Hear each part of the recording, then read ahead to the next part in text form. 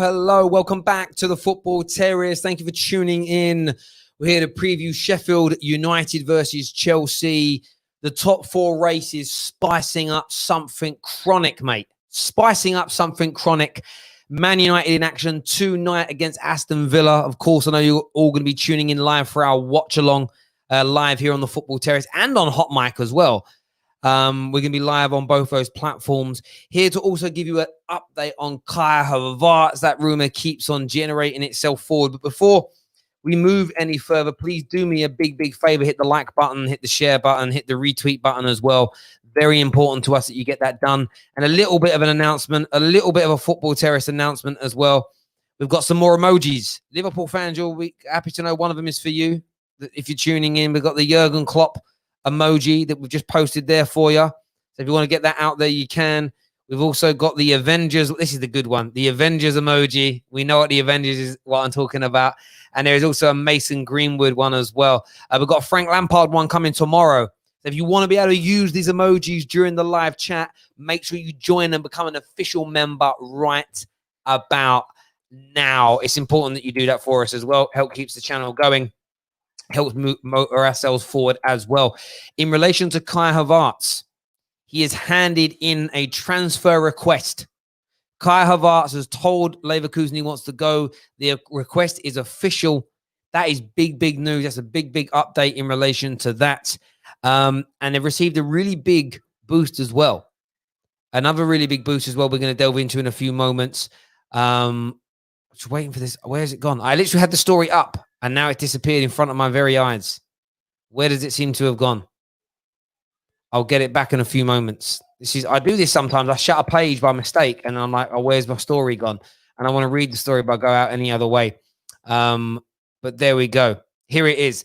Kai Havertz's agent has told Bayern Munich he wants to leave if the right bid comes in. The Chelsea board have contacted Kai Havertz's agent, and Kai would like to join Chelsea for the next step of their project. I think that's the big element here when it comes to Kai Havertz. He wants to join. He wants to join Chelsea. And I know that rival fans of Chelsea get upset about this. Don't be. At the end of the day, you can't help the fact that Chelsea are a big club now. You can't help the fact that he's a top player. And it doesn't matter whether you think Bruno's better or Kevin De Bruyne's better. Kai Havertz is an amazing signing. I thought he was going to go Liverpool. He now wants to move to Chelsea. He's handed in a transfer request. He has told his agent, Chelsea are the club for me. And I want to know how Chelsea fans feel about it. I really do. Aside from that, I want to talk about the Chelsea Sheffield United game. For me, Sheffield United have just found some form at the very right moment. At the very right moment, they've found a little bit of form going into this game. At the same time, Chelsea are stuttering slightly, maybe. Am I harsh in saying that about Chelsea? I don't know if I am. I'm not sure. You know, if I'm a Chelsea fan right now, am I going away to Sheffield United, who have just started picking up form again? Am I concerned? Am I worried with how we've been playing? That's the big conversation. But you can call the show. All the information to call the show is inside the description below. So please feel free to give us a call and get that done. The StreamYard link. I was about to say StreamYard stream. The StreamYard link is inside the description below. So you guys can call in and have done what you've got to get say. So some of these comments make me laugh. We've got Monster CFC who's coming on the show right about now. Monster, what's going on, bro? He's going to take... You're good, bro? You look like you were ducking. Can you hear me, yeah? Yeah, perfect, bro. Perfect. First of all, what's your thoughts to this Kai Havertz news? I think it's great news, man. I think the first thing I'm thinking is Mount's probably going to drop to the bench now. He's going to play that number 10 role, which is quite good because, you know, Mount coming off the bench is amazing as well. Do you know what I mean? So what more can I say? We've got a great front line. All we got to do now is fix our defense and we'll be contenders for next season. This is it, bro. And I mean, I think with Chelsea, I'm not bitter. Like, Yeah. I might think that I've got a striker at Man United that's better than Werner, but that's not bitterness. That's just an opinion. Chelsea are building a colossal team, bro. Like, I look at the players that you've got coming in. I think about the Kai Havertz joining Ziyech, Pulisic, and Werner. Mm-hmm. On paper, how highly do you rate that foursome? I think it's probably going to be the best in the Premier League. That's what I think.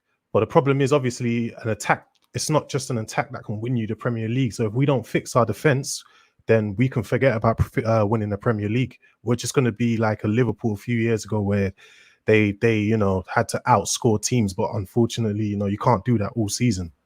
No, I completely and utterly agree, mate. I think defense does need to be, before you become Premier League champions, I think you need to go and strengthen at the back. Yeah. But from attacking outlet, and I think what Chelsea have also got when you add those names is when you have Mount, Hudson-Odoi, Tammy. Yeah, coming off the bench. Yeah. The strengthening depth in the attacking element is exceptional. It really, really is. And the only reason I'm not jealous as a Man United fan is because of who we've got.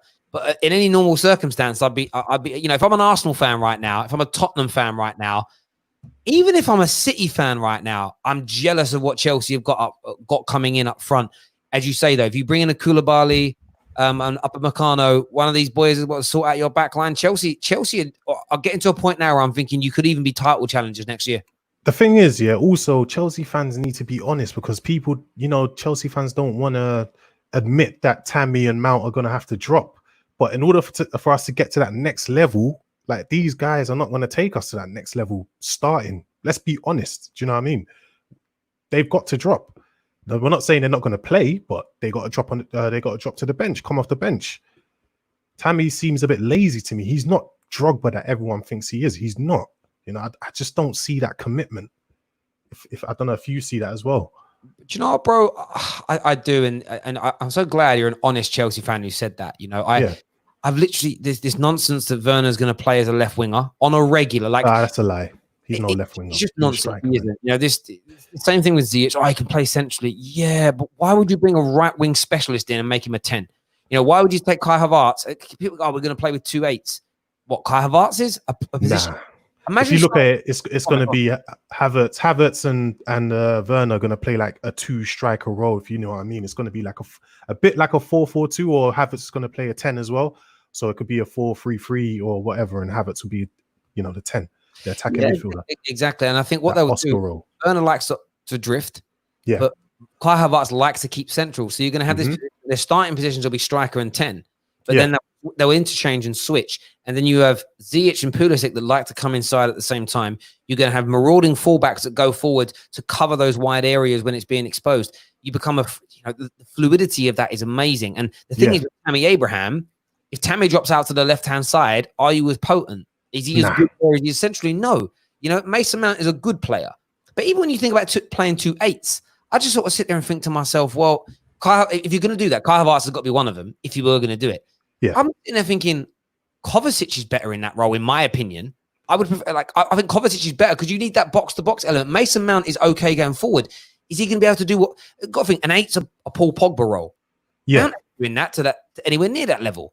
The thing I like about Mount is he brings this energy and he closes down and things like that. But apart from that, and he scores goals, but not that many goals. He's good. I like him, but I prefer him coming off the bench. And with Tammy as well, if you look at it, he's already been dropped. Do you know what I mean? Giroud is now the starting striker now.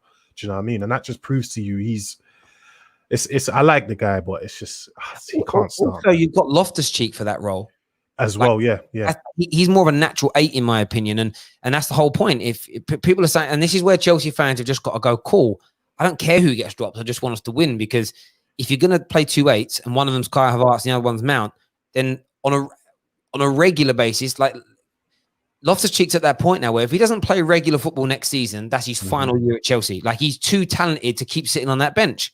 Yeah, I do think he's had a tough year because he was injured for a good year, but I think he's going to come out and he's going to show himself next season. I think give him some time and he'll be back fully. I hear that. We've got David on the show now as well. What I wanted to touch on quickly as well, boys, is Sheffield United tomorrow, and I was looking at Chelsea's results. Really lucky in the end against Palace. Yeah. Got beat quite convincingly, in my opinion, by West Ham in the end. When you go back, I watched the game back again the other day, and I was thinking, God, like West Ham outplayed you. Are you worried about playing Sheffield United, who seem to have found a bit of form again, or do you think it will just be a formality? I'm worried, man. I call them Heart Attack FC, man. David, what do you reckon? Are you confident going up against Sheffield United? For me, our biggest problems have always been playing defensively strong teams. Against the bigger teams, we normally I feel like if we were playing Arsenal right now, I'd be a lot more confident than Sheffield United. Really? Just, simply because with Arsenal, I know we'd be able to break it down. But with Sheffield United, it's like if we don't break them down and we're holding the ball, I know for a fact they're going to loop in one cross, someone's going to fall asleep, and then they'll get a header at the back post. Yeah. It's literally set pieces as well. You're very vulnerable on at the moment. It's because we're so small. Most of these teams, they bully us. Do you know what I mean? We're easy to bully. Zuma's the only guy in our team that can win a header, basically. The only guy. Even with Rudiger, he's really whenever he gets a header, he's really unconvincing with it, and it normally doesn't go as far as it should do, or it will go out for a corner like against West Ham. Yeah, I hear that. I mean, you're currently 5 points in front of Man United in fifth. Obviously, we're playing our game in hand tonight, but the next week is a madness. United play 3 Premier League games in a week, and then we have you in the final. I think you've only got 1 game. I think we play 3 where you only play 1, I believe. I read that. You know what? I'm not too worried though. I think Leicester's not. I think Chelsea and Man United are getting that top 4. Who's taking 3rd and 4th? I don't know, but I think Leicester's the one. I don't think they're coming back in that top 4. Yeah, for me, it's never been about you. It's been about Leicester because I've seen their form been dropping for a long time. Yeah. No, I do hear that, and I do get that. I think it's an interesting one. So your next game, obviously, is Sheffield. The only slight concern you have, your next few games, you've got Sheffield. I know you've got Sheffield United, Liverpool, and Wolves. It's 3 of your last 4 games. Are you confident you'll pick up? I mean, what do you actually need? But I'm looking at the table now. So you're in the top 4 right now by 5 points. So theoretically, you only really need, if you beat Sheffield United, you need a couple more points after that. So yeah, I mean, I'm convinced Chelsea are going to do it. I can't see because Leicester. I mean, Leicester do a madness and win their last 4 games. That's what they're going to have to do. They have to win their last 4. If they win their last 4, then they take points off you. Exactly. Yeah. It's less points for us to have to catch up. It's like we either have to beat one of Liverpool or Wolves. And to be fair, depending on how bad Henderson's injury will depend how confident I am going into that game. Dave, there's a message here for you. It says you're in no position to talk about footballers. Have you seen your last recent pro? Was it? We got like a little pro clubs thing going. I scored 5 goals in one game, but KJ still thinks he's better than me. So I want to know where my invite was. I feel I feel abused here. No, that's cool. It's cool. We've got Jem M that we're adding to the show now. Jem, how's it going, mate? Not bad. How you doing? You good? Yeah, very good, mate. Are you a Chelsea fan? I'm a Chelsea fan indeed, yes. What do you make of the news around Kai Havertz? I think he's, someone potentially that's going to improve our squad. I don't particularly think, I wouldn't say no to him, don't get me wrong. I think it'd be a good signing. However, I just really do think we need to sort out our defence and our goalkeeper because I just think he's useless. Goalie-wise, I think Kepa is absolutely useless. If we don't sort them two positions out, I just don't see us competing. I mean, we'll be around there. I think we'll probably be 3rd, potentially 2nd. But if we're talking about competing for the Premier League, I just don't see that happening. No. So what do you think about it? I think we are gonna sort out. I think we're gonna buy I think because there was news that came out. I think it was last night, earlier this morning. Yeah. I think Chelsea are gonna go and get Declan Rice. They're gonna get a left back. I don't know who it's gonna be, and I think they're gonna get another centre back in Gabriel. From what I saw last night, I think that's gonna happen. Well, I think I listened to Henry Winter. Henry Winter was on the Stretford Paddock. He did a podcast with him, and he spoke about Ben Chilwell, and he's pretty convinced. He's like, "Yeah, Chelsea are going to get Ben Chilwell." I think that's who's your left back's going to be. I just don't want it. Is don't want it. Is Ben Chilwell us win the league? That's my question. No, he won't. I think he's an improvement. I think he's good, but is he worth 50? The rumours between 50 and 80 million pounds. No, it's as simple as this. him If Chelsea don't get a holding sitting DM, not N'Golo Kante, a sitting DM, I don't think Chilwell will work for us. Nah, I can't see it. Wouldn't you just put faith in Lampard, that Lampard knows what he's doing?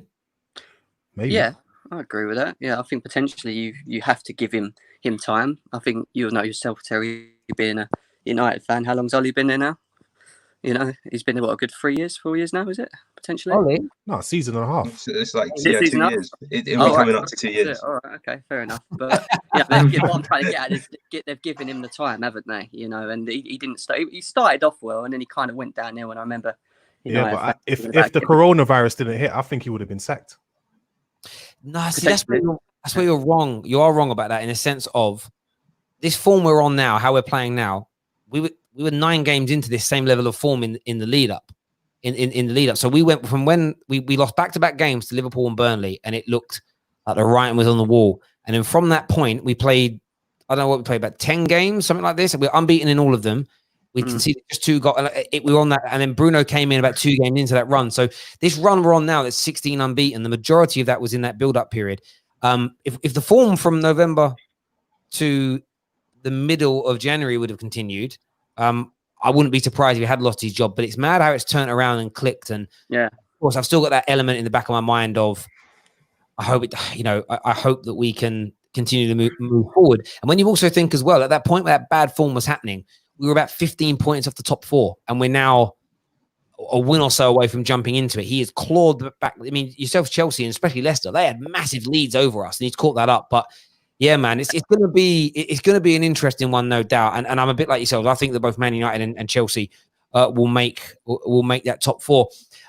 Jem, from your point of view, and with Monster as well, because I don't speak to you as much as I speak to David. When you go into next season, let's just say you buy Upamecano and you buy Chilwell, plus what you're already linked with. Yeah. Can you challenge Liverpool for their title next season? Do you know what it is? Yeah, potentially. When you look at the squad, you'd think to yourself, why not? But you've got to bear in mind, these guys have all got to still play with each other, and that might take longer than a season for that to happen. So you have to give them time to work together. I know they're top world-class players, I get that, but they haven't all played with each other before, and that might take a little bit of time, for that to happen. Yeah. For Frank Lampard to suss out where's the best position for Havertz, where's the best position for Werner. It might take a little bit more time, I think, than just a season to compete with someone like Liverpool who took longer. I think next season, I don't think Chelsea are looking to win the Premier League next season. I think if it happens, it happens. I think they at least want Chelsea to get in that top 4 and at least compete and maybe go for one of the smaller trophies and, go a little further in the Champions League as well. I think that's the goal for next season.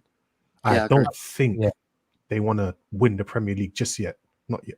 I don't think they would say no to it, but I just don't. Well, not think... yet. If you get what I mean, yeah. It's not on the roadmap. It's a season or so away from where you're expecting to try and challenge for it. But if it comes sooner, so be it. In terms of tomorrow, Saturday, when you play Sheffield United, David, I'll come to you first. Who do you pick? Who's got to start? In your opinion, who's got to start for Chelsea to make sure you get the 3 points? Kepa's got to be in goal just because he has to be. Reece James has been a bit weird for me because he seems like he just seems to be missing something. I feel like he's going into some games a bit relaxed. If he's not running as much. Sometimes he's caught out of position a bit too much, and I'm not sure, but he is better than Marcus Alonso. So he is going to have to start at right back. 2 centre backs. We're playing Sheffield United. Zuma will definitely start. I reckon he might go. I reckon he's got to go Zuma, Rudiger probably, because Christensen against these bigger teams always gets bullied unless he's in a 3. And I don't see us playing a 3 against Sheffield United. Left back is going to be Aspi. DM is going to be Kante. The 2 8s. I don't think Kante is fit. He's no, he's not fit. Is he not? No. It's going to be Gilmore's out as well, so it's got to be Jorginho. Yeah, it's got to be Jorginho. When Jorginho came on, even though the game got hectic again towards the end, he got the midfield more solid for a good 10 minutes, and I think without him, they would have scored 1 or maybe even 2. Kovacic, is he back? Is he not back yet? He is back. He's back. Yeah, he said touch and go, hopefully. But like, yeah, I think Jorginho and then my 2-8s would be Loftus-Cheek and see, this is where I think we say our midfield's probably the strongest bit of our team, but I think they're all like good. They'd be really good bench players, but I don't think any of them are like starting quality except Loftus-Cheek. I think Barkley off the bench would be fantastic, but I don't like Barkley as a starter. But if I have to pick a 1-4, I pick Barkley over Mount, 100%. And then the front three picks itself. It's Pulisic, Willian, and Giroud. I like Mount. It's a bit different. See, I think he's good. I think he does go missing in games. I think he's had that problem where, you know, certain games he will stand out and you think, wow, he's great, he looks good. But then there's certain games where I've watched him this season, especially in the bigger games, where he just disappears.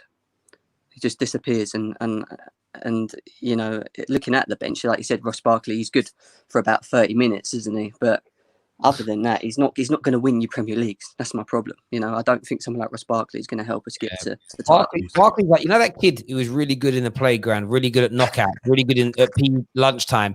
But if you put him in a real team on a Sunday, he was always average. He was like, why are you suddenly not as good in the team as you are? He's good at the individual things, but yeah, no, Barkley's career at Chelsea is done for me. If you sign all the players this summer, who would start up front? Because I want to speak to 100%. Well, I was about to say, like I keep getting told by certain Chelsea fans on socials, I'm a Tammy hater because I think he'll be dropped for Werner. My argument is he's already been dropped for Giroud. Yeah. So why would he not be dropped for Werner? And if you're looking to develop a system with two strikers, I get that you haven't got a Werner type striker now, but yeah, I mean, you would you all pick Giroud over Tammy? 100%. I think for Sheffield United, yeah.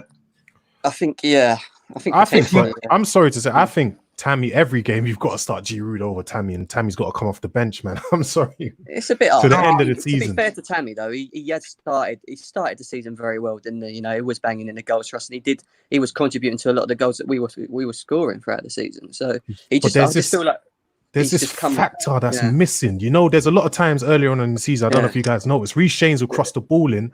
Ball's coming across the face of goal, and I'm looking at Tammy, and he's standing there, and he's not committing himself. It's almost like every cross that comes into the box, he does the opposite of what is meant to happen. That's what I'm saying. Like when it goes far post, he's near post. When it goes, when it's a cutback, he's next to the goalkeeper. When it's actually next to the goalkeeper, and all he has to do is tap it in, he's at the back of it. It's just like he just seems to like not.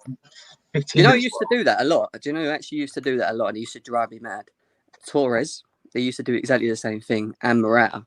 They used to completely just never be in the box on the right time. They always used to jog. When we were on the attack, they always used to just jog. They never used to make that run behind the defenders. You know, like you'd think someone like Tammy Abraham, he's young. He should be sprinting, you know, using his pace. He's big. Do you know what I mean? He's a big lad as well. Like, get behind him. Do you know what I mean? Yeah, maybe that's the thing, because people need to realize Chelsea's not a small team anymore. We're not that UEFA Cup team. We are now, a staple in England and in Europe. Do you know what I mean? We now need that top quality now. Unfortunately, there's no time for, weak players. Or what. I'm not saying Tammy shouldn't play. I'm just thinking in important games, he's got to come off the bench, if you ask me, which is a good option. You saw against our last game. What you've always got to look at it is this, and Man United are in the same position. So I sort of sit there and think to myself, it's like, how good are these? And I don't like to compare to like past great teams. But I'll give you an example. Right now, Mo Salah gets into every Liverpool team in Premier League history. Van Dijk gets into every Liverpool team in history. What you want to be in a position of, and it's harder when you've had legendary teams. For me, I look at it like I want Mason Greenwood. He's so talented, he could conceivably get into any Man United team in Premier League history. Like I'm not saying he's better because we have some brilliant players. I'm not saying he's better than anyone right now, but he could have got there. Rashford would certainly have been involved in the first team, and he's better than Nani. Nani was winning Premier League titles. So I look at it like, how good are your players, and could they have got into some of your best teams? So when you look at centre backs, the lowest level you should be looking at is like a Ivanovic level. Like when he played centre back before he got moved out to the right back position. For me, that's like the lowest bar to be. Do you get where I'm coming from? When you look, but then even Ivanovic as a centre back would get into this team and be the best centre back. You get what I mean? And I don't know your centre backs like you do, but I always feel like you've got to be aiming to get in quality that you could you can Spurs need to fell by goal behind there. Like that's how I kind of look at these things, and it's not player for player because it's so hard because emotion comes in. Are you ever going to get a better centre back than John Terry? It'd be really hard. No, what's it? Back in the day, whenever a corner or free kick was whipped in, I'd be like, oh, I know who's gonna. When I know we basically most good 9 out of 10 times we're not conceding from a corner or a free kick. It'd have to come from open play or someone making a mistake in the box and it's a pen. But now it's like whenever a corner or free kick comes in, I'm like, I'm scared as hell. Someone's going to get the second, and it's new Drogbas, new Ronaldos, new Rios, new John Terrys, and I get that. However, you want at the very least, players that would have got in and around that team. If I look at United's policy, I look at some of the players you bought in recent years, and you just think these guys wouldn't even get on the bench in your top Chelsea teams. Yeah, so why do you suddenly think that buying a lack of quality now is going to help you? Yeah, but is there any defend? I mean, name me. I think Kurt Zouma Chelsea could buy now. I think Kurt Zouma played with John Terry. He played every here and then. Yeah. I mean, we know that top level centre backs globally are difficult, and I get that. But at the same time, I give you an example. Like you got to do your work. Spurs went and found Vertonghen and Toby, and do you know what? They're like. I look at Toby and Vertonghen. I know you Chelsea fans, you hate Spurs. But I look at Toby and Vertonghen as two of the most wasted talents in Premier League history. As a partnership for 2 or 3 years, they were arguably the best 2 centre-back partnership, but they're in the wrong team. If you stuck those two in their quality in their prime in a Chelsea team now, you could win the Premier League, and that they are doable. You just got to go across the leagues, and that's not my job. I'm not a scout. We all have who we think is good, who we think is bad, but that's what we need. The scouts have got to go. They've got to be good defenders out there. You got to remember. I know he's had a bit of a tough season in Italy because I think he moved too early. But you look at someone like De Ligt, who's going to be a top centre-back. He was offered to Man United 2 years before he broke through Ajax, and now people are like, no, I don't think Phil Jones is supposedly better than him. It's like never. That's decision making, I don't know. But the thing is also, what's his name? What's his name of Tottenham? Alderweireld. He couldn't even get in the bloody Atletico team, if you lot can remember. He couldn't get in that team. Did he not play in the Champions League final? I don't know. I think there was an injury if he did. He didn't play for regularly. That's why he went to Southampton. Yeah, but that's because they were rocking. They had the Godin, Juan Fran. That was a mad. But that's Simeone's. Yeah, but then also, would you not say Van Dijk when he was at Southampton at Celtic? Did you not think he would be as good as he is now? But that's the point, bro. No, yes, I did. Potential. He had the potential. I could tell he was that level of centre back. Yeah. See, I thought he was very good. I didn't think he was exactly when he got signed. I didn't think he was like the transformation. How he just went into that Liverpool team and just changed it like that. That's the point. But that's not our job as fans to know, right? What is it about? About looking at this is where you need your scouts picking the right players, because this is Arsenal fans were picking. Arsenal fans had opportunity to find Van Dijk 3 or 4 times before he even went to Southampton, and they said no. And it's because he isn't doing it in the Champions League or at the highest level yet. You've got to be able to see through that. You look at Aaron Wan-Bissaka. He was doing it for Crystal Palace. Can he go and do it at Man United? He's doing it. Next season, God willing, we're in the Champions League. Let's see how he does. Can he do that in the Champions League? And sometimes you just have to take a risk with these players, and you're not. I think we're gone are the days where you can have a world-class centre-back now and Chelsea and Man United can just go and buy them because all clubs have got money. It's almost impossible to do that. You've almost got to find the players before they're the superstars now. That's the only way you can get them for less than £120 million. Like Koulibaly. He's been brilliant for years. Why was nobody buying him 4 or 5 years ago?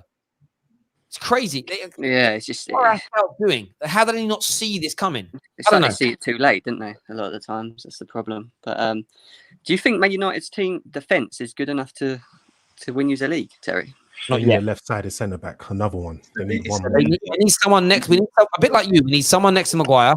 And we need to improve on if we had a left back as good as AWB and we just had another centre back, maybe a bit more speed at the same level as Maguire, I won't be worried. Considering again, we've had, I think, like 12 clean sheets in our last 16 games. I still want it to be better. Do you think Nathan Ake might fix that issue? No. I don't know. I look at Nathan Ake. I don't think the only thing he's got over Victor Lindelof, he's faster.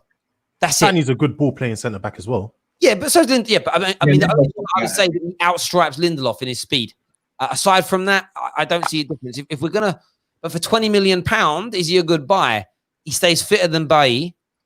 Tuanzebe, there's still question marks over his fitness. Phil Jones, Smalling, and Rojo are gone, so we might need to buy one. At £20 million, Ake's a snip. Yes, I mean, I heard a lot of people say all they need is if Lindelof had a little more pace on him, he would be the perfect match for Maguire. So isn't Ake that as well? You know, he's better playing the ball out from the back. He's quicker. He would be really cheap as well. Ain't that? I don't know. Perfect. He's quite short. Yeah, but he got Maguire, man. Yeah, he's very short, isn't he? Actually, thinking about it. Yeah. Defensively, I'm kind of cool. Midfield wise, we're banging. But Man United issue more than anything is we're 2 or 3 injuries away from Andre Peters and Lingardinho playing again. So that's what we need in depth. You know, I can't bear the thought of them two starting a game scares me. And it only takes a suspension to one and an illness for another, and we're down to the bare bones. So strength in depth is important. 3 or 4 players this summer, bolster out the squad. Couple more promotions from the academy. What we will see this summer is Jones, Smalling, Rojo, Sanchez, and maybe one more player, a Pereira, Lingard leave. At least 5 of that Deadwood group will be out of there. By the way, is going to be a hard one to get rid of, man. Yeah, I think it will happen. I think it's. Sorry, there's another chance here. Bournemouth. It's madness. Has how bad Spurs are. Bournemouth have been awful since the return. Everyone's battered them. They're giving Spurs a game. I love it. Score predictions tomorrow night, boys. What are you going? We've got a Monstar CFC first. What do you reckon the score is going to be, mate? 2-1. Chelsea. 2-1 Chelsea. Jim? I think it's going to be hard because they are in a bit of form, Sheffield United. But I'm going to go 3-1 Chelsea. And David, what are you saying, bro? Yeah, I'm keeping the 3s going with the kit. It's a 3-1. Yeah. Has it been 3 games running? There's been 3 against West Ham and then 3. Yeah, geez. My head says 2-0 Chelsea. My heart says 2-2 draw. Get rid of the nil. Get rid of that nil. As a United fan, would you expect? I want the draw to happen because although I think we're still going to make top 4, it would be nice to also leapfrog. It wouldn't be nice to finish in front of Chelsea. Southampton just got 1 up against Everton. It's a complete dead rubber. But there we go. A lot of score predictions coming in here. I think it's possible United could finish above Chelsea because you've got to bear in mind we've still got Liverpool to play, which is not going to be an easy game. And Wolves. Still Wolves to play, yeah, exactly. So if you look at Liverpool been that good though. Like I don't think honestly, Liverpool all the games we have left, I think the one I'm most confident for is Liverpool. On this, I'm not joking. I don't think Liverpool have been that great. If you ask me, I think they're kind of halfway on the beach. You know what I mean? Yeah, I mean last night was a mad one, right? Because they played Brighton. They looked okay, but Brighton had so many openings and opportunities again. They scored 1. There were so many moments. And the first 2 Liverpool goals, everyone was saying, oh, what great pressing. I was like, one was a really heavy touch from a midfielder who was barely being pressed until after his bad touch. It was just mistakes.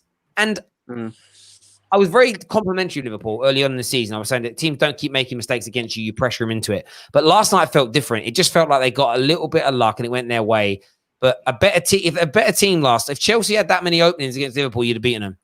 There's no doubt. So, and again, it isn't because Liverpool are not good. It's like you said. I think they're not playing football anymore. They're going through the motions. And like when City really went at them, they capitulate. Like if Chelsea go at them and actually play 100%, you'll see a difference because there's a less of a golfing class between Chelsea and Liverpool, and then Brighton and Liverpool, if that makes sense. So we did help them win the league a bit, didn't we? So they kind of us won a little bit, you'd think. This is true. This is true. They don't like United as well. So. And it all depends on that Henderson injury. It depends how long that injury is for Henderson, because that guy is allegedly the glue of the team. So I don't think they care about reaching that record points as well. I just think they're just coasting to wins now. Do you know what I mean? For Liverpool, it's just about winning that title, wasn't it? Let's be serious. 30 years is a long time. And they did it, and they deserved it. And it's play to them. But listen, boys, I appreciate you all coming on, having your say. Really appreciate everyone tuning in. Hit the retweet button. Please hit the like button right now if you're watching on YouTube. Subscribe to the channel. Maybe become a member as well. And we'll see you all again very, very soon. Take care. Goodbye. God bless. See you in a bit. All right. Yes.